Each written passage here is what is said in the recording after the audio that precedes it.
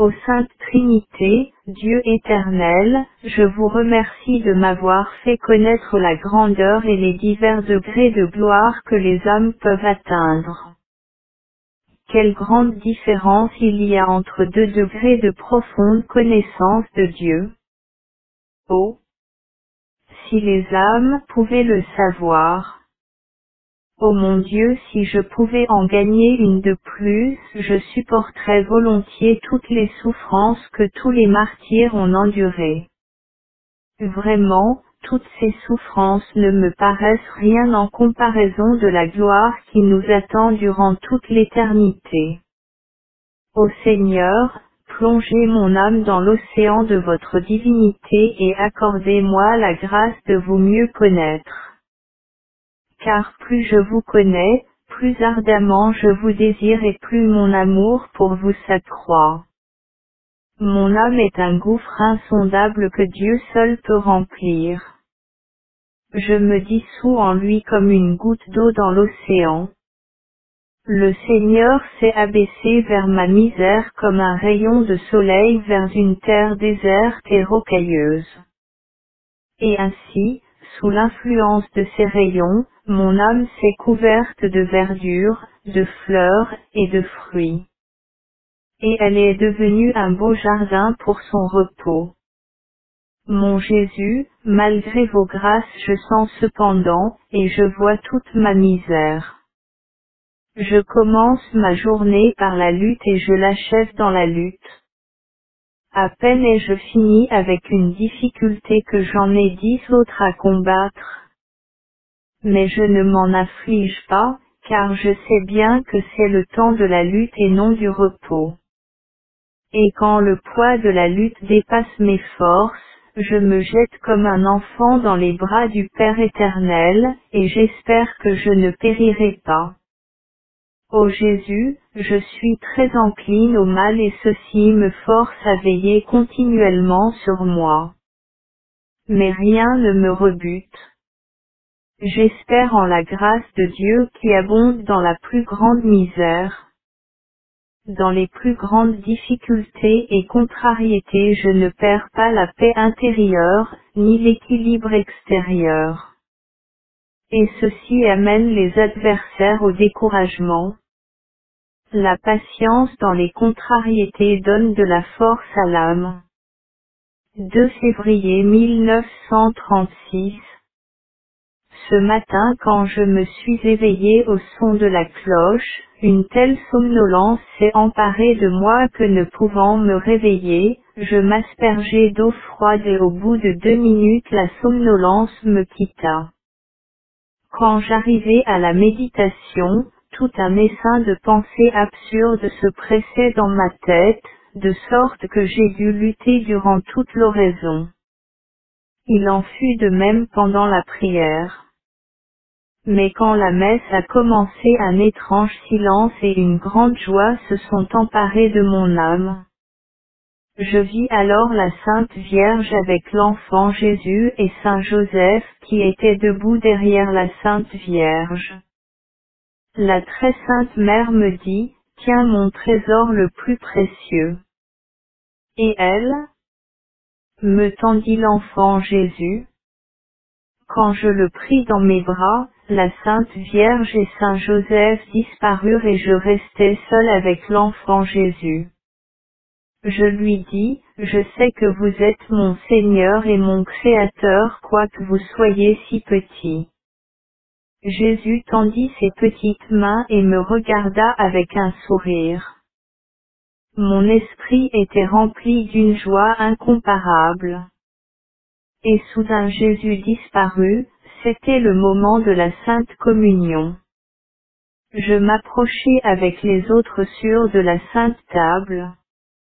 Après la Sainte Communion j'entendis dans mon âme ces paroles, « Je suis dans ton cœur, moi que tu as tenu dans tes bras. » Alors je priai le Seigneur pour une âme pour qu'il lui donne la grâce pour la lutte et éloigne d'elle cette épreuve. Il en sera selon ta prière mais son mérite n'en sera pas diminué. Cela me causa une grande joie. Dieu est si bon et si miséricordieux.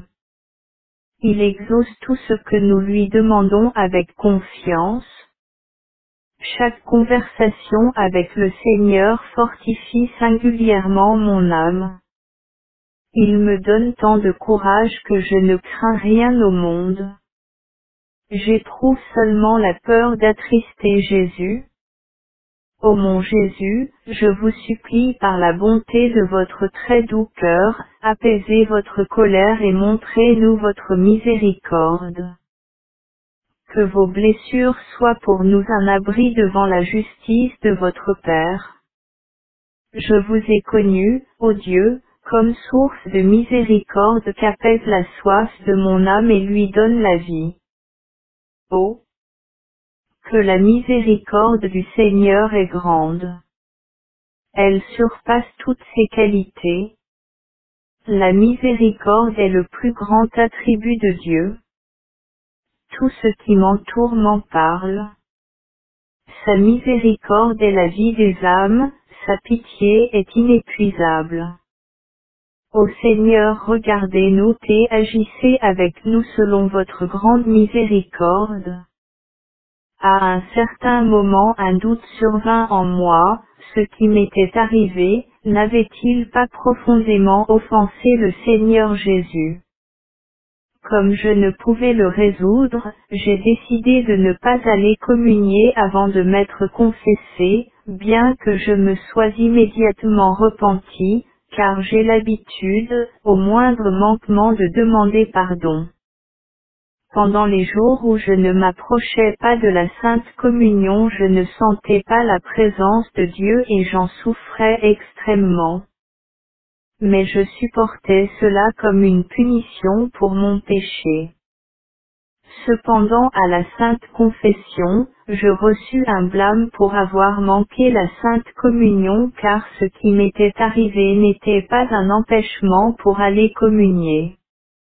Après la confession je reçus la Sainte Communion et je vis le Seigneur Jésus qui me dit ces paroles. Sache, ma fille, que tu maître faisais une plus grande peine en ne t'unissant pas à moi dans la Sainte Communion que par ce petit manquement. Un jour j'eus la vision de la petite chapelle, si sûre et recevait la Sainte Communion, de la main de notre confesseur, revêtu d'un surplis et d'une étole.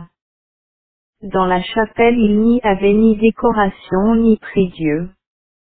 Après la Sainte Communion je vis Jésus tel qu'il est représenté sur l'image. Jésus marchait, et moi j'ai appelé, « Comment pouvez-vous, Seigneur, passer sans rien me dire? Je ne ferai rien seul sans vous. Vous devez rester avec moi et me bénir ainsi que cette congrégation est ma patrie. » Jésus fit le signe de la croix et dit, « Ne crains rien, je suis toujours avec toi. » Les 2 derniers jours précédant le carême nous eûmes avec nos élèves une heure d'adoration réparatrice. Pendant les 2 heures, je vis le Seigneur Jésus comme après la flagellation. Une douleur tellement grande m'en serra l'âme qu'il me sembla que j'éprouvais tous les supplices en mon cœur et en mon âme. 1er mars 1936. Ce jour-là durant la messe, j'éprouvais une étrange force et une impulsion à exécuter les volontés de Dieu. Il me venait une si claire compréhension de ces choses que le Seigneur attendait de moi que si j'avais dit ne pas en comprendre une partie j'aurais commis un mensonge.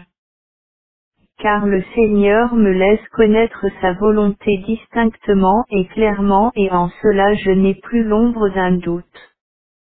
Et je compris que ce serait une grande ingratitude que de retarder plus longtemps cette œuvre que Dieu veut mener à bonne fin pour sa gloire et pour le profit d'un grand nombre d'âmes. Il m'emploie comme un misérable instrument par lequel il veut mener à bonne fin ses plans éternels de miséricorde. Comme mon âme serait ingrate si elle résistait plus longtemps à la volonté de Dieu. Rien ne me retiendra plus, ni les persécutions, ni les souffrances, ni les dérisions, ni les menaces, ni les pétitions, ni la faim, ni le froid, ni les flatteries, ni les amitiés, ni les contrariétés, ni les amis, ni les ennemis, ni ces choses que je traverse, ni les choses futures, ni la haine infernale, rien ne me détournera de l'accomplissement de la volonté de Dieu. Je ne m'appuie pas sur mes propres forces, mais sur sa toute-puissance, car, s'il me donne la grâce de connaître sa sainte volonté, il me donnera aussi la grâce de l'accomplir. Je ne peux pas ne pas mentionner que dans cette disposition j'éprouve une certaine résistance de la part de ma nature inférieure qui s'élève avec ses exigences. Et il en résulte une lutte intime aussi grande que celle de Jésus au jardin des Oliviers. Moi aussi je dis à Dieu le Père éternel, s'il est possible, que cette coupe passe loin de moi. Cependant, non pas comme je veux, mais comme tu veux. Ce que j'aurai à passer n'est pas un mystère pour moi. Mais en pleine connaissance de cause j'accepte tout ce que vous m'enverrez au Seigneur. J'ai confiance en vous Dieu miséricordieux et je désire, moi la première, vous témoigner cette confiance que vous exigez des âmes.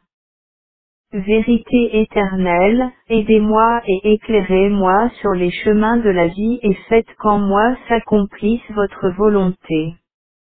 Mon Dieu, je ne désire rien d'autre que faire votre volonté, Seigneur. Peu importe la facilité ou la difficulté, je sens qu'une force étrange me pousse à l'action. Une seule chose me retient, la sainte obéissance. Ô mon Jésus, vous me pressez, vous me soutenez, et d'autre part vous me retenez. En cela aussi, que votre volonté soit faite. Je demeurai plusieurs jours dans cet état, mes forces physiques diminuaient. Je n'en parlais à personne.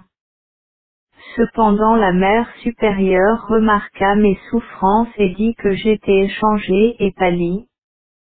Elle me recommanda d'aller me reposer plus tôt et de dormir plus longtemps. Et le soir elle me faisait apporter une tasse de lait chaud. Avec un cœur plein de sollicitude, un vrai cœur de mère, elle voulait m'aider. Cependant quand il s'agit d'épreuves spirituelles, les choses extérieures n'ont pas d'influence et n'apportent pas beaucoup de soulagement. Et c'est au confessionnal que je puisais la force et la consolation d'apprendre que je n'allais plus attendre longtemps pour passer à l'action. Le jeudi alors que je gagnais ma cellule je vis au-dessus moi la Sainte Eucharistie dans une grande clarté. Soudain j'entendis une voix qui me semblait venir d'au-dessus de l'hostie, en elle est ta force. Elle va te défendre. Après ces mots, la vision disparut, mais une force étrange pénétra mon âme et une étrange lumière, notre amour de Dieu consiste en l'accomplissement de sa volonté. Ô Sainte Trinité, Dieu éternel, je désire briller dans la couronne de votre miséricorde, comme une petite pierre dont la beauté dépend de votre rayon de lumière et d'inconcevable miséricorde. Tout ce qui est beau dans mon âme est vôtre, ô Dieu. De moi-même je ne suis rien. Au début du carême, je priai mon confesseur de me donner une mortification pour le temps du jeûne. Mais il me dit de ne rien retrancher de mes repas.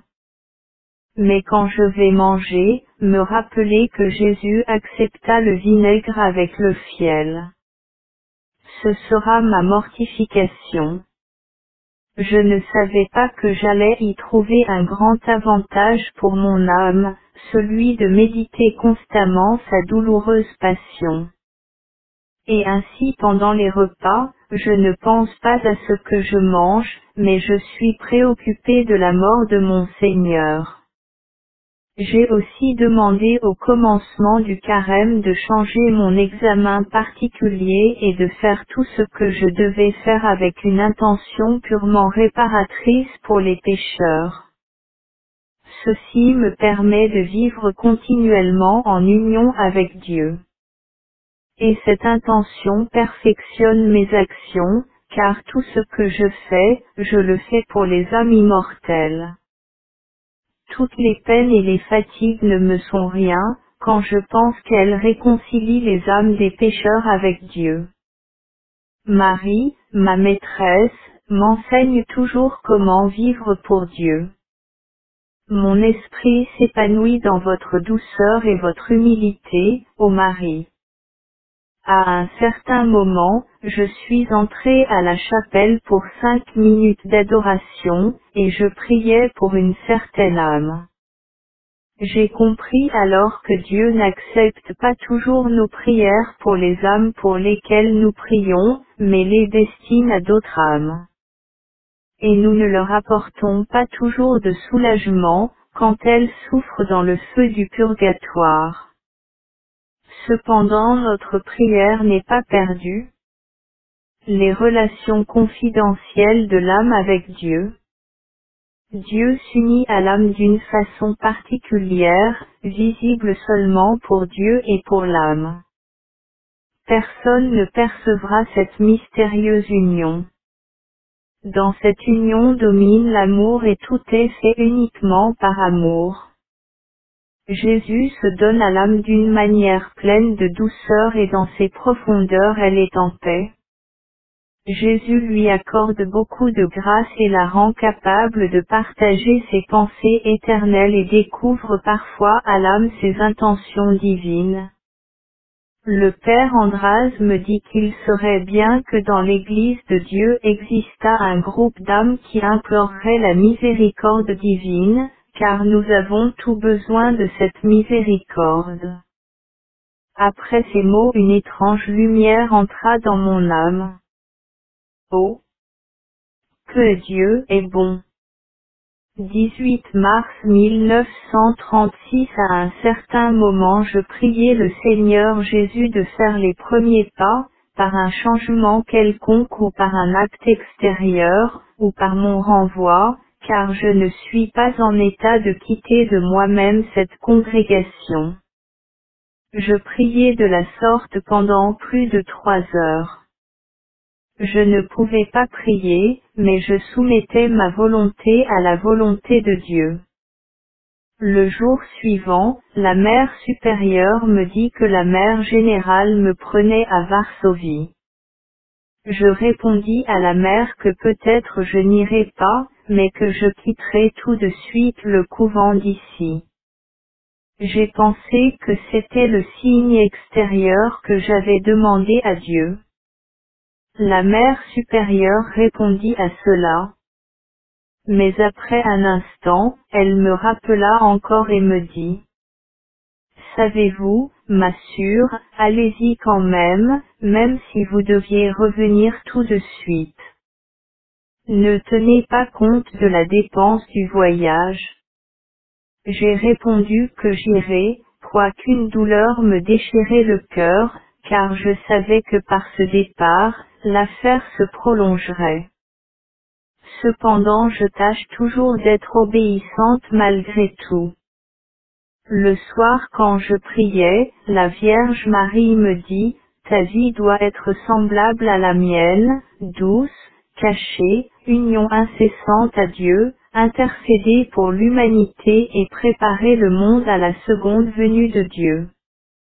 Le soir, pendant la bénédiction, durant un instant mon âme se trouva en présence de Dieu le Père. Je sentis que j'étais dans sa main comme une enfant et j'entendis dans mon âme ces mots: N'aie peur de rien, ma fille, tous les adversaires se briseront à mes pieds. Après ces mots, mon âme se trouva dans une profonde tranquillité et un grand silence intérieur. Je me plaignis au Seigneur de ce qu'il me retirait son aide et qu'étant seul je ne saurais que faire. J'entendis ces mots, n'aie pas peur. Je suis toujours avec toi. À ces mots de nouveau une profonde paix entra dans mon âme. Sa présence me pénétrait de façon sensible. Mon esprit était inondé d'une lumière qui atteignait aussi mon corps. Le dernier soir de mon séjour à Wilno, une sœur, déjà âgée, me découvrit l'état de son âme. Elle me dit que depuis plusieurs années elle souffrait intérieurement, qu'il lui semblait que toute confession était mauvaise et qu'elle avait des doutes sur le pardon du Seigneur Jésus. Je lui ai demandé si elle en avait jamais parlé à son confesseur. Elle me répondit que bien des fois elle en avait parlé au confesseur et que toujours tous les confesseurs lui disaient d'être tranquille. Cependant elle souffrait beaucoup et rien ne lui apportait de soulagement. Et il lui semblait tout le temps que Dieu ne lui avait pas pardonné. Je lui répondis, ma sœur, écoutez votre confesseur et soyez tout à fait tranquille, car c'est sûrement une tentation. Mais elle me supplia, les larmes aux yeux, de demander au Seigneur Jésus s'il lui avait pardonné et si ses confessions étaient bonnes ou non. Je lui répondis énergiquement, ma sœur, demandez-le vous-même, si vous ne croyez pas vos confesseurs. Elle cependant, saisit ma main, ne voulant pas me laisser aller. Et elle me demanda de prier pour elle et de lui dire ce que le Seigneur Jésus me dirait d'elle. Pleurant amèrement elle me dit, je sais que le Seigneur Jésus vous parle. Et comme je ne pouvais pas m'arracher à elle, car elle me tenait par les mains, je lui promis de prier pour elle. Or le soir, pendant la bénédiction, j'entendis dans mon âme ces paroles, dis-lui que mon cœur est plus blessé par son incrédulité, que par les péchés qu'elle a commis. Quand je le lui ai dit, elle fondit en larmes comme un enfant et une grande joie entra dans son âme. Je compris alors que Dieu voulait consoler cette âme par moi. Quoique cela m'ait beaucoup coûté, j'avais accompli le désir de Dieu. Quand j'entrai pour un instant dans la chapelle, ce même soir, afin de remercier Dieu pour toutes les grâces qu'il m'avait accordées dans cette maison, tout à coup, la présence de Dieu s'empara de moi. Je me sentis comme un enfant entre les mains du meilleur des pères et j'entendis ces paroles, n'aie peur de rien. Je suis toujours avec toi. Son amour me transperça. Je sentais que j'entrais avec lui dans une familiarité tellement étroite que je n'ai pas de mots pour l'exprimer. Alors je vis près de moi un des 7 esprits, rayonnant comme autrefois sous une forme lumineuse. Je le voyais constamment auprès de moi. Je l'ai vu dans le train. Je voyais sur chacune des églises que nous rencontrions, un ange debout, mais environné d'une lumière plus pâle que celle de l'esprit qui m'accompagnait dans le voyage. Et chacun des esprits qui gardaient les églises, s'inclinait devant celui qui était auprès de moi. Comme j'entrais par la porte du couvent, à Varsovie, cet esprit disparut. Je remerciai Dieu pour sa bonté de nous donner des anges comme compagnons. Ô combien peu de gens ont conscience d'avoir toujours près d'eux de tels visiteurs en même temps que témoins de leurs actions. Pécheurs, souvenez-vous que vous avez un témoin de vos actes. Ô mon Jésus, votre bonté dépasse toute compréhension et personne n'épuisera votre miséricorde. La perdition est pour l'âme qui veut se perdre. Mais celui qui désire le salut, trouve la mer inépuisable de la miséricorde du Seigneur. Comment un petit vase peut-il contenir en soi une mer insondable? En prenant congé des sûrs, au moment du départ, l'une d'elles me demanda pardon de m'avoir si peu aidé dans mes emplois et d'avoir toujours essayé de me les rendre difficiles. Cependant moi, en mon âme, je la considérais comme une grande bienfaitrice, car elle m'a exercé à la patience, à tel point qu'une des sœurs plus âgées disait qu'il fallait que sœur Faustine fût très bête ou très sainte, car vraiment une personne ordinaire ne souffrirait pas qu'on lui fasse toujours quelque chose par dépit. Cependant je m'approchais toujours d'elle avec bienveillance. Cette sœur tâchait de me rendre difficile le travail dans mes emplois, au point que, malgré mes efforts, elle parvenait parfois à gâcher quelque chose de ce qui avait été bien fait, comme elle-même me l'avoua en me demandant bien pardon. Je ne voulais pas chercher à pénétrer ses intentions, mais je considérais cela comme une épreuve de Dieu. Je m'étonne énormément que l'on puisse ressentir une telle jalousie. Pour moi, lorsque je considère le bien d'autrui, je m'en réjouis comme si je le possédais moi-même. La joie des autres est ma joie comme leur souffrance est ma souffrance, car autrement je n'oserais pas me présenter devant le Seigneur Jésus. L'esprit de Jésus est toujours simple, doux et sincère. Toute malignité, jalousie, manque de bienveillance, sous le couvert d'un sourire aimable ne sont que ruses du malin. Un mot sévère, mais inspiré par un amour sincère ne blesse pas le cœur. 22 mars 1936. Arrivé à Varsovie, je suis entré un instant dans la petite chapelle afin de remercier le Seigneur de mon heureux voyage et de le prier de m'obtenir l'aide et la grâce dans tout ce qui m'attend ici. Je me soumis en tout à sa sainte volonté. J'entendis ces paroles, n'aie peur de rien. Toutes les difficultés serviront à ce que ma volonté se réalise. 25 mars. Pendant la méditation du matin, la présence de Dieu m'a enveloppé d'une façon spéciale, en voyant la grandeur incommensurable de Dieu et en même temps son abaissement jusqu'à la créature. Soudain je vis la mère de Dieu qui me dit, que l'âme, qui suit fidèlement le souffle de la grâce est agréable à Dieu. J'ai donné au monde le Sauveur.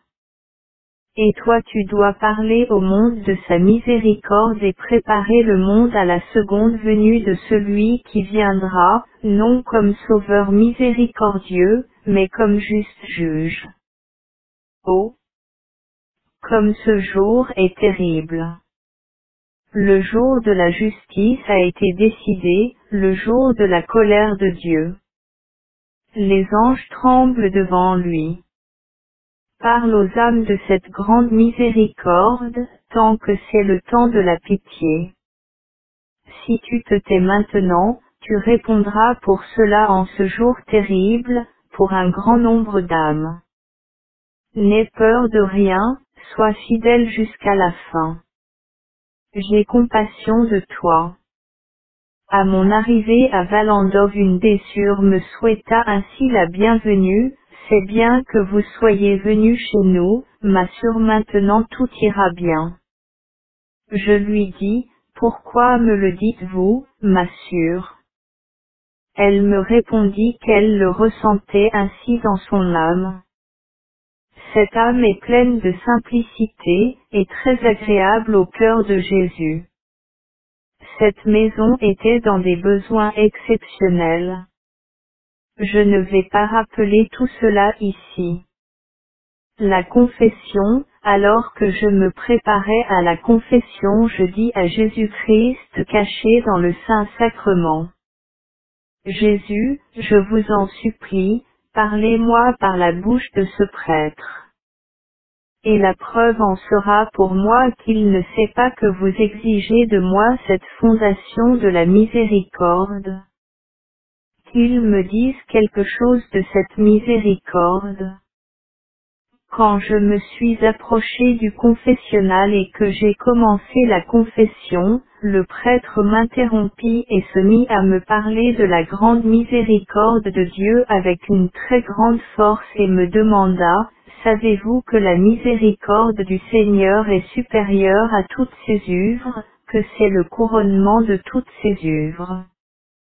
Je prêtais une oreille attentive à ces mots que me disait le Seigneur par la bouche de ce prêtre. Quoique je crois que Dieu parle toujours par la bouche du prêtre, cependant ici je le ressentais d'une façon particulière. Je m'accusais seulement des manquements. Quoique je ne découvrisse rien de la vie de Dieu qui est dans mon âme, cependant ce prêtre lui-même me dit beaucoup de ce qui se passait dans mon âme et m'invita à la fidélité aux inspirations de Dieu. Il me dit, vous allez par la vie avec la Sainte Vierge qui répondait fidèlement à chaque inspiration divine. Ô Jésus, qui comprendra votre bonté. Jésus, écartez de moi ces pensées qui ne s'accordent pas avec votre volonté. Je reconnais que déjà plus rien ne me retient ici-bas, sinon cette œuvre de miséricorde. Je dis, pendant l'adoration du soir, je vis le Seigneur Jésus, flagellé et martyrisé, qui me dit, ma fille, je désire que dans les moindres choses tu t'en remettes à ton confesseur. Tes plus grands sacrifices ne me plaisent pas, si tu les accomplis sans sa permission. Et d'autre part, le plus petit sacrifice à mes yeux, s'il est fait avec la permission du confesseur. Les plus grandes œuvres sont à mes yeux sans signification si elles sont faites de façon arbitraire et souvent elles ne sont pas en accord avec ma volonté. Elles méritent plutôt une punition qu'une récompense. Et d'autre part, le plus petit acte que tu fais avec la permission du confesseur, est agréable à mes yeux et m'est extrêmement cher. Veille sans cesse, car l'enfer entier fait un grand effort contre toi à cause de cette œuvre. Car beaucoup d'âmes reviendront des portes de l'enfer et adoreront ma miséricorde. Mais n'aie peur de rien. Je suis avec toi. Sache que, de toi-même tu ne peux rien. Ce premier vendredi du mois avant la Sainte Communion je vis un ciboire contenant des hosties consacrées. Une main posa ce ciboire devant moi, je le pris dans ma main et il y avait dedans 1000 hosties vivantes. Soudain j'entendis une voix, ces hosties ont été reçues par des âmes pour lesquelles tu as obtenu la grâce d'une conversion sincère durant ce carême. Et c'était une semaine avant le vendredi saint. Je passais ce jour dans le recueillement intérieur m'anéantissant au profit des âmes. Oh! Quelle joie de s'anéantir au profit des âmes immortelles! Ô Jésus, je veux être caché de l'extérieur. Le grain de froment ne doit-il pas pour devenir nourriture, être broyé entre des pierres? Même moi, pour être utile à l'Église et aux âmes, je dois être broyé, quoiqu'à l'extérieur personne ne puisse remarquer mon sacrifice. Ô Jésus, je veux être caché de l'extérieur comme ce pain azime dans lequel il ne remarquera rien. Je suis une hostie qui vous est consacrée.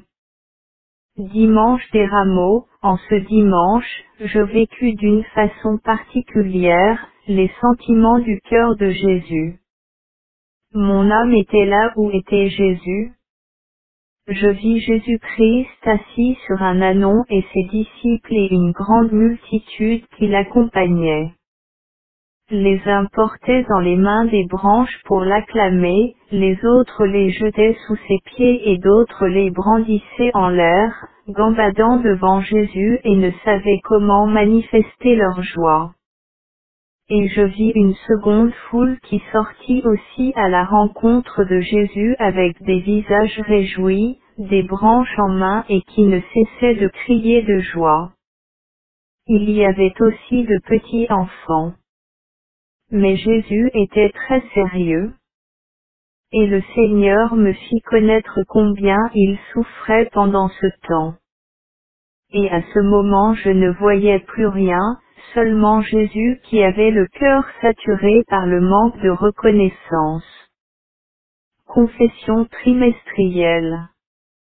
Le Père Bukowski. De nouveau une force intérieure me pressait de ne plus remettre cette affaire. Je dis au confesseur, le Père Bukowski, que je ne pouvais attendre plus longtemps. Le Père me répondit, m'assure, c'est une illusion, le Seigneur Jésus ne peut pas exiger cela. Vous avez prononcé vos vux perpétuels. Tout cela est une illusion. Vous inventez m'assure, c'est une hérésie. Et il criait presque. J'ai demandé si tout était illusion, il me répondit, tout. Alors comment dois-je agir? Veuillez me le dire. Eh bien vous ne devez suivre aucune inspiration. Vous devez être dissipé, ne pas faire attention à ce que vous entendez dans votre âme et tâcher de bien accomplir vos devoirs extérieurs. Ne pensez plus à rien de ces choses, vivez dans une complète dissipation. Je répondis, bien. Jusqu'à présent, j'agissais toujours selon ma propre conscience et maintenant puisque vous m'ordonnez, mon Père, de ne pas faire attention à ma vie intérieure, alors je vais vous obéir. Il me dit, si le Seigneur Jésus vous dit de nouveau quelque chose, dites-le moi, mais il vous est interdit de le faire. J'ai répondu, bien. Je vais essayer d'être obéissante. Je ne sais où le Père a trouvé cette sévérité. Quand je m'éloignai du confessionnal, tout un essaim de pensées oppressa mon âme, pourquoi être sincère? Ce que j'ai dit ne sont pas des péchés et je n'ai pas le devoir d'en parler au confesseur. D'autre part, comme c'est bien, que je n'ai plus besoin de faire attention à ma propre vie intérieure, pourvu qu'à l'extérieur tout soit bien. Je n'ai pas besoin de faire attention à rien, ni de suivre ces voies intérieures qui souvent me causent tant d'humiliation. Maintenant je serai libre. De nouveau un mal étrangement serra l'âme, alors que je ne peux plus communiquer avec celui que je désire si ardemment. Qui est toute la force de mon âme? J'ai commencé à appeler, à qui irai-je, ô Jésus. Mais dès le moment de l'interdiction de mon confesseur, de profondes ténèbres tombèrent sur mon âme. J'ai peur d'entendre quelques voix intérieures, par lesquelles je transgresserai les ordres de mon confesseur, et de nouveau je me meurs de langueur envers Dieu. Je suis déchiré intérieurement n'ayant plus de volonté propre, mais m'en étant complètement remise à la volonté de Dieu. C'était le mercredi saint. Ma souffrance augmenta encore le jeudi saint. Quand je suis venu faire la méditation, je suis entré dans une sorte d'agonie. Je ne sentais pas la présence de Dieu, mais toute la justice de Dieu pesait sur moi. Je me voyais comme accablé par les péchés du monde. Satan se mit à me railler, vois-tu maintenant, tu ne vas plus t'occuper des âmes. Tu vois quel paiement tu as reçu? Personne ne va plus croire que Jésus exige cela de toi. Vois ce que tu souffres déjà et ce que tu vas souffrir encore. Ton confesseur t'a libéré de tout cela. Maintenant je peux vivre comme il me plaît, pourvu qu'à l'extérieur tout soit bien. Ces terribles pensées me tourmentèrent pendant toute une heure.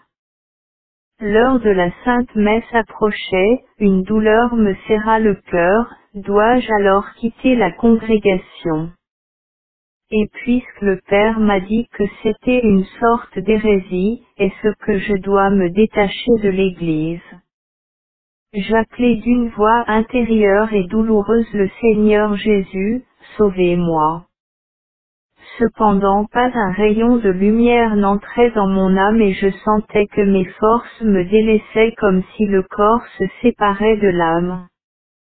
Je me soumettais à la volonté de Dieu et je répétais, qu'il m'advienne, ô Dieu, selon ce que vous avez décidé. En moi plus rien n'est à moi. Soudain la présence de Dieu m'environna et me pénétra c'était le moment de la Sainte Communion. Un moment après je perdis la notion de tout ce qui m'entourait et de l'endroit où j'étais. Soudain je vis Jésus-Christ tel qu'il est peint sur cette image et il me dit, dis au confesseur, que cette œuvre est mienne et que je t'emploie comme infime instrument. Et je dis, Jésus, je ne peux faire ce que vous m'ordonnez, car mon confesseur a dit que tout cela est illusion et il m'est interdit d'écouter aucun de vos ordres. Je ne dois rien faire de ce que vous me recommanderez. Je vous en demande pardon Seigneur, rien ne m'est permis. Je dois obéir au confesseur. Jésus, je vous en demande bien pardon. Vous savez que je souffre pour cette raison, mais c'est difficile. Le confesseur ne m'a pas permis de suivre vos ordres. Jésus écoutait gracieusement et avec contentement mes explications et mes griefs. Je pensais que cela offenserait beaucoup le Seigneur Jésus, mais au contraire, il était content et me dit gracieusement. Parle toujours au confesseur de tout ce que je te recommande et de ce que je te dis. Et fais seulement ce pourquoi tu obtiendras la permission. Ne t'inquiète pas et n'aie peur de rien. Je suis avec toi. Mon âme fut remplie de joie et toutes les pensées qui m'inquiétaient se sont dispersées. L'assurance et le courage sont entrés dans mon âme. Cependant, après un instant, je suis entré dans les souffrances que Jésus a subies au jardin des Oliviers. Cela a duré jusqu'à vendredi matin. Vendredi, j'ai vécu la passion de Jésus, mais déjà d'une autre manière. Ce jour-là, le père Bukowski vint chez nous de Derdy. Une force étrange me poussa à aller me confesser et à dire tout ce qui m'était arrivé et ce que Jésus m'avait dit. Quand j'ai dit cela au Père, le Père était tout autre et me dit, m'assure, n'ayez pas peur. Rien de mauvais ne vous arrivera, car le Seigneur Jésus ne le permettra pas. Si vous êtes obéissante et dans une telle disposition, je vous prie de ne vous affliger de rien. Dieu trouvera le moyen de mener à bien son œuvre. Je vous prie d'avoir toujours une telle simplicité et une telle sincérité et de tout dire à la Mère Générale. Ce que j'avais dit c'était pour vous avertir.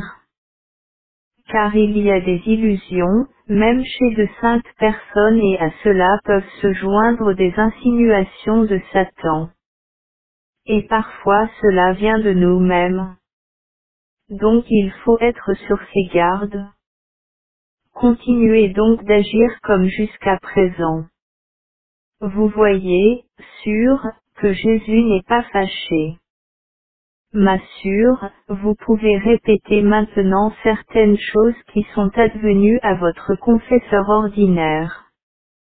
À partir de là j'ai compris une chose, que je dois beaucoup prier pour chaque confesseur, afin qu'il obtienne la lumière du Saint-Esprit.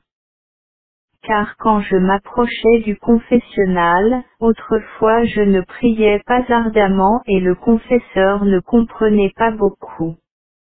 Le Père m'encouragea à une ardente prière, pour que Dieu fasse mieux connaître et comprendre ces choses qu'il exige de moi. M'assure, faites neuvaine après neuvaine, et Dieu ne vous refusera pas cette grâce. Vendredi saint. À 3 heures, je vis le Seigneur Jésus crucifié, qui me regarda et dit, j'ai soif. Soudain je vis sortir de son côté 2 rayons, tels qu'ils sont sur cette image. Alors je sentis dans mon âme le désir du salut des âmes, et du sacrifice de moi-même au profit des pauvres pécheurs. Je m'offris avec Jésus agonisant au Père éternel pour le salut du monde. Avec Jésus, par Jésus et en Jésus, telle est mon union avec vous, Père éternel. Le vendredi saint, Jésus souffrait en son âme autrement que le jeudi saint. 12 4936. La résurrection. Quand je suis entré à la chapelle, mon esprit se perdit en Dieu, mon unique trésor. Sa présence absorba mon âme. Ô Jésus mon Maître, et mon Directeur, fortifiez-moi, illuminez-moi dans ces moments difficiles de ma vie. Je n'attends pas d'aide de la part des hommes. En vous est tout mon espoir. Je sens que je suis seul face à vos exigences, Seigneur. Malgré les peurs et les aversions de ma nature, je veux réaliser votre sainte volonté et je désire le faire le plus fidèlement possible durant toute la vie et à ma mort. Jésus, avec vous je puis tout, faites de moi ce qu'il vous plaira. Donnez-moi seulement votre cœur miséricordieux et cela me suffit. Ô mon Jésus, mon Seigneur, aidez-moi. Qu'advienne ce que vous avez décidé avant les siècles. Je suis prête à chaque signe de votre sainte volonté. Donnez-moi la lumière pour que je puisse connaître votre volonté. Ô Dieu qui pénétrez mon âme, vous savez que je ne veux rien d'autre que votre gloire. Ô volonté divine, vous êtes le délice de mon cœur, la nourriture de mon âme, la lumière de mon esprit, la force toute puissante de ma volonté. Car, quand je m'unis à votre volonté, Seigneur, votre force agit par moi et prend la place de ma faible volonté. Chaque jour je tâche d'accomplir les désirs divins. Ô Dieu inconcevable, comme votre miséricorde est grande. Elle dépasse toute la compréhension des hommes et des anges réunis. Tous les anges et tous les hommes sont sortis des entrailles de votre miséricorde. La miséricorde est la fleur de l'amour. Dieu est amour, et la miséricorde est son acte. La miséricorde se conçoit dans l'amour. L'amour apparaît dans la miséricorde. Tout ce que je vois me parle de la miséricorde. Même la justice de Dieu me parle de son insondable miséricorde, car la justice dérive de l'amour. Je fais attention à une chose, elle m'est tout. Je vis d'elle et avec elle je meurs, et c'est la sainte volonté de Dieu. Elle est pour moi une nourriture quotidienne. Toute mon âme prête attention au désir de Dieu, quoique plus d'une fois ma nature tremble et sente que leur grandeur dépasse mes forces. Je fais toujours ce que Dieu veut de moi. Je sais ce que je suis de moi-même, mais je sais bien ce qu'est la grâce de Dieu qui me porte. 25 4936 Valandov. La souffrance de mon âme était plus lourde que jamais, ce jour-là. Dès le matin je sentais comme une séparation de mon corps et de mon âme. Je sens la pénétration de Dieu tout au travers de moi, je sens toute la justice divine en moi. Je sens que je suis seul vis-à-vis de Dieu. Je sens qu'un mot de mon directeur me tranquilliserait tout à fait. Mais que faire? Il n'est pas ici. Cependant j'ai décidé de chercher la lumière dans la Sainte Confession. Quand je lui ai découvert mon âme, ce prêtre eut peur d'écouter plus longtemps ma confession et cela me conduisit à des souffrances plus grandes encore. En voyant la crainte de quelques prêtres alors que je n'éprouve aucune tranquillité intérieure, aussi j'ai pris la décision de ne découvrir mon âme qu'à mon directeur, en tout depuis la plus grande jusqu'à la plus petite chose, et d'observer strictement ses indications.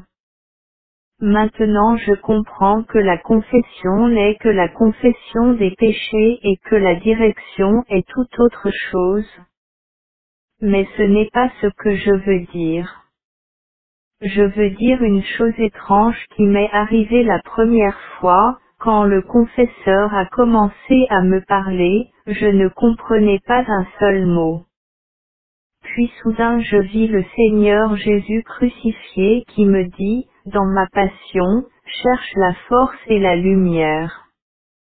Après la confession je méditais la terrible passion de Jésus et je compris que ce que je souffre n'est rien en comparaison de la passion du Sauveur, et que même la plus petite imperfection était la cause de cette terrible souffrance. Alors mon âme fut saisie d'un si grand repentir que je compris que j'étais plongé dans l'insondable miséricorde de Dieu.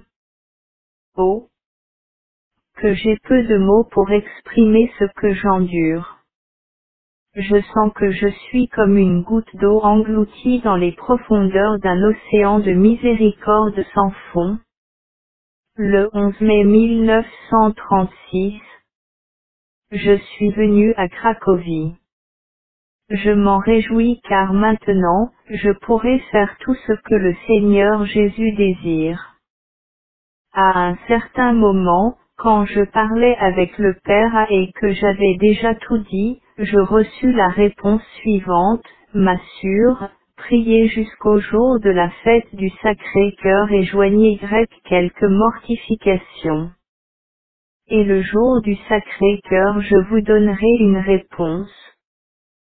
Cependant un certain jour j'entendis dans l'âme cette voix, n'aie peur de rien, je suis avec toi. Et après ces mots il me vint dans l'âme, une impulsion si grande que sans attendre la fête du Sacré-Cœur, je déclarai pendant la confession que je quittais la congrégation. Le Père me répondit, m'assure, si vous décidez de vous-même, et si vous en prenez la responsabilité pour vous-même, allez. Je me réjouis de partir. Le lendemain matin, tout à coup la présence de Dieu me quitta et de grandes ténèbres s'emparèrent de mon âme. Je ne pouvais plus prier, par suite de cette soudaine absence de Dieu. J'ai décidé de remettre encore un peu la chose jusqu'à ce que j'en parle encore au Père. Le Père me répondit que de tels changements arrivent souvent dans l'âme, et que ce n'est pas un empêchement pour agir. Quand je lui ai parlé de tout ce qui m'est arrivé, la mère générale répondit, m'assure, je vous enferme dans le tabernacle avec le Seigneur Jésus, où que vous alliez, ce sera la volonté de Dieu. 19 juin. Nous sommes allés chez les Jésuites pour participer à la procession du Sacré-Cœur. Au cours des vêpres, je vis ces mêmes rayons sortant de la Sainte Hostie, tels qu'ils sont peints sur l'image. Un grand désir de Dieu s'est emparé de mon âme. Juin 1936. Conversation avec le Père A. Sachez que ces choses sont difficiles et compliquées. Votre principal directeur est le Saint-Esprit. Nous pouvons seulement diriger ses inspirations. Mais votre véritable directeur c'est le Saint-Esprit. Si vous avez décidé vous-même, m'assure, votre sortie, alors moi, je ne défends ni n'ordonne. Ici vous en prenez vous-même la responsabilité. Je vous dis, m'assure, que vous pouvez commencer à agir. Vous en avez la force, donc vous le pouvez. Ce sont des choses probables. Tout ce que vous m'avez dit maintenant et auparavant parle en faveur de l'action. Mais maintenant il faut être très circonspect et beaucoup prier et demander la lumière pour moi. Pendant la messe célébrée par le Père Andras, je vis le petit enfant Jésus qui me dit que tout va dépendre de lui. Aucune action personnelle, même si tu y mettais beaucoup d'efforts, ne m'être plaît. Je compris cette dépendance. Ô mon Jésus, ô juste juge, mais aussi mon époux, au jour du jugement dernier vous exigerez que je vous rende compte de cette œuvre de miséricorde. Aidez-moi à faire votre sainte volonté, ô divine vertu de miséricorde. Au cœur très miséricordieux de Jésus, mon époux, rendez mon cœur semblable au vôtre. 16 juillet. J'ai passé toute cette nuit en prière. Je méditais la passion et mon âme était écrasée par la justice divine. La main du Seigneur était sur moi. 17 juillet. Ô mon Jésus, vous savez quelle grande contrariété je rencontre en cette matière, que de reproches je dois supporter, combien de sourires ironiques je dois recevoir avec égalité d'humeur.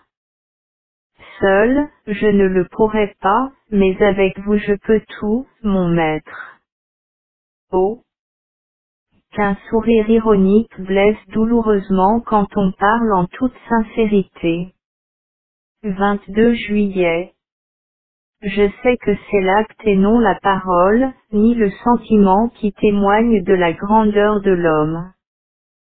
Ce sont les œuvres qui proviennent de nous, qui parleront pour nous. Mon Jésus, ne me permettez pas de rêver, mais donnez-moi le courage et la force de réaliser votre sainte volonté. Jésus, si vous voulez me laisser dans l'incertitude, même jusqu'à la fin de ma vie, qu'en cela votre nom soit béni. Ô mon Jésus, comme je me réjouis quand vous me faites comprendre que cette congrégation existera. De cela je n'ai même pas l'ombre d'un doute. Et je vois quelle grande gloire elle rendra à Dieu. Elle réfléchira sur le monde le plus grand attribut qu'il y ait en Dieu, c'est-à-dire la miséricorde divine. Sans cesse je vais implorer la miséricorde divine pour moi et pour le monde entier. Chaque acte de miséricorde va découler de l'amour divin dont ces religieuses seront emplies à déborder. Elles vont s'efforcer de faire leur ce grand attribut de Dieu, d'en vivre et tâcher de faire connaître la bonté divine aux autres. Cette congrégation de la miséricorde divine sera dans l'Église de Dieu, comme une ruche, dans un magnifique jardin. Cachées, silencieuses, les sûres, à l'instar des abeilles, vont travailler pour nourrir de miel les âmes du prochain, et la cire brûlera pour la gloire de Dieu. 664 29 juin 1937. Le père Andras m'a demandé de faire une neuvaine pour mieux connaître la volonté divine. Je priais ardemment, y joignant certaines mortifications corporelles. Vers la fin de la neuvaine, je reçus une lumière intérieure et l'assurance que la congrégation existera et qu'elle est agréable à Dieu. Malgré les difficultés et les contrariétés, une paix totale entra dans mon âme, ainsi qu'une force d'en haut. Je compris que rien ne résistera à la volonté de Dieu ni ne l'annulera. J'ai compris que je devais accomplir la volonté de Dieu malgré les contrariétés, les persécutions et les souffrances de toutes sortes, malgré les répugnances et les peurs de ma nature. J'ai compris que toute tendance à la perfection, et toute sainteté consiste à accomplir la volonté de Dieu. Le parfait accomplissement de la volonté divine, c'est la maturité dans la sainteté. Ici il n'y a place pour aucun doute. Recevoir la lumière de Dieu, savoir ce que Dieu veut de nous et ne pas le faire, est un grand outrage envers la majesté divine. L'âme qui fait cela mérite que Dieu l'abandonne complètement. Elle ressemble à Lucifer, qui avait une grande lumière mais ne faisait pas la volonté de Dieu. Une étrange paix entra dans mon âme, quand je constatai que, malgré de grandes difficultés, je suis toujours resté fidèle à la volonté de Dieu. Ô Jésus, donnez-moi la grâce de transformer en acte ce que j'ai connu de votre volonté. 14 juillet. À 3 heures j'ai reçu une lettre. Ô Jésus, vous seul savez ce que je souffre. Mais je veux me taire, je n'en dirai rien à aucune créature, car je sais que rien ne me consolera. Vous êtes tout pour moi, ô Dieu, et votre sainte volonté est pour moi une nourriture. Je vis maintenant de ce dont je vivrai dans l'éternité. J'ai un grand culte pour l'archange Saint Michel. Il n'avait pas d'exemple pour accomplir la volonté de Dieu. Cependant il a fidèlement rempli les désirs divins. 15 juillet. Pendant la Sainte Messe, je me suis offerte au Père Céleste par le très doux cœur de Jésus. Qu'il fasse de moi tout ce qu'il lui plaît. De moi-même je ne suis rien, et dans ma misère je n'ai rien qui soit digne. Je me jette donc dans l'océan de votre miséricorde, ô Seigneur. 16 juillet. J'apprends à être bonne comme Jésus, qui est la bonté même, pour pouvoir être appelée fille du Père Céleste. Aujourd'hui, ce matin, j'éprouvais une forte contrariété. Dans cette souffrance, je tâchais d'unir ma volonté à la volonté divine, et j'adorais Dieu par mon silence. L'après-midi, j'ai été faire 5 minutes d'adoration, quand tout à coup, je vis le petit crucifix que je portais, vivant. Jésus me dit, ma fille, la souffrance sera pour toi un signe que je suis avec toi. Après ces mots, une grande émotion remplit mon âme. Ô Jésus, mon maître et mon directeur, avec vous seul je sais parler. Avec personne la conversation n'est aussi facile qu'avec vous, mon Dieu. Dans la vie spirituelle je vais toujours tenir la main du prêtre. Je parlerai de la vie de mon âme et de ses besoins seulement avec le confesseur. 4 août 1936. Plus de 2 heures d'agonie de souffrance intérieure. Soudain la présence de Dieu me pénètre, je sens que je passe sous le pouvoir du Dieu juste. Cette justice me pénètre jusqu'à la moelle. Extérieurement je perds force et connaissance. Tout à coup, je reconnais la grande sainteté de Dieu, et ma grande misère. Dans mon âme se forme une terrible souffrance.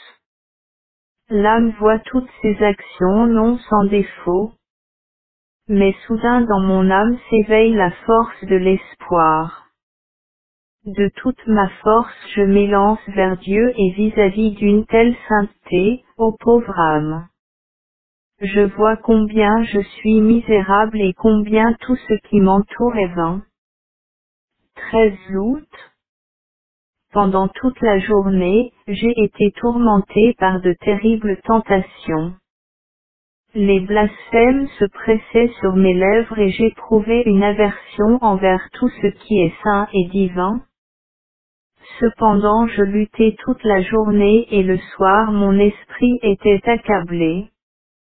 En parlerai-je au confesseur? Il en rira. Aversion et découragement étreignirent mon âme et il me sembla que dans ces conditions je ne pourrais en aucune façon aller communier. À la pensée que je ne devais pas aller communier, une telle douleur étreignit mon âme que j'ai failli crier dans la chapelle. Cependant, je me suis aperçu qu'il y avait des cieux et j'ai décidé d'aller me cacher au jardin pour pouvoir au moins y pleurer tout haut. Soudain Jésus m'apparut et me dit, « Où as-tu l'intention d'aller ?» Je ne lui répondis rien, mais j'ai déversé devant lui toute ma douleur, et toutes les tentations de Satan prirent la fuite. Jésus me dit, « La paix intérieure que tu as est une grâce. » Et soudain il disparut. Vraiment Jésus seul peut obtenir qu'une telle paix puisse m'envahir en un instant. 7 août 1936. Quand je reçus cet article sur la miséricorde divine, avec cette image, je fus étrangement pénétré de la présence divine. Je me plongeai dans la prière d'action de grâce et soudain je vis Jésus dans une grande clarté, comme il est peint et, à ses pieds, je vis le Père András et l'abbé Sopocco. Tous deux tenaient une plume en main et du bout de chaque plume sortaient des étincelles et des éclairs de feu qui frappaient une grande foule de gens courant je ne sais où. Quand ils étaient touchés de ces rayons, les gens se détournaient de la foule et tendaient leurs mains vers Jésus. Les uns revenaient avec grande joie, d'autres avec une grande douleur et à regret. Jésus les regardait tous très gracieusement. Après un instant je restai seul avec Jésus et dis, « Jésus, prenez-moi, car votre volonté est déjà accomplie. » Jésus me répondit, « Ma volonté n'est pas encore tout à fait accomplie en toi. Tu vas encore beaucoup souffrir. Mais je suis avec toi, n'aie pas peur. » Je parlais beaucoup avec le Seigneur du Père András et de l'abbé Sopocco et je sais que le Seigneur ne me refusera pas ce que je demande. Il leur donnera ce pourquoi je prie. J'ai senti et je sais combien le Seigneur les aime. Je ne le décris pas en détail, mais je le sais et j'en suis profondément heureuse. 15 août 1936. Pendant la sainte messe que disait le Père András, un moment avant l'élévation, la présence de Dieu pénétra mon âme qui fut attirée vers l'autel.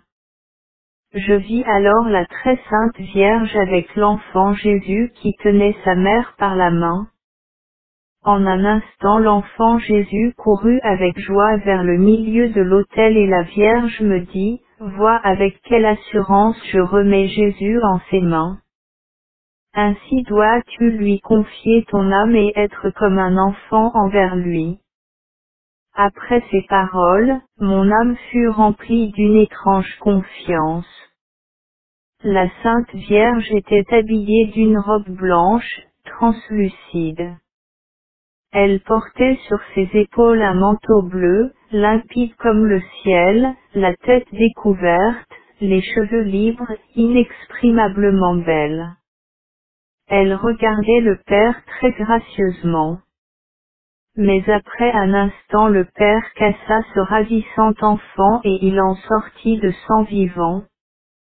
Le père se pencha et reçut en lui ce Jésus vivant et véritable. Est-ce qu'il l'a mangé? Je ne sais comment cela se passe.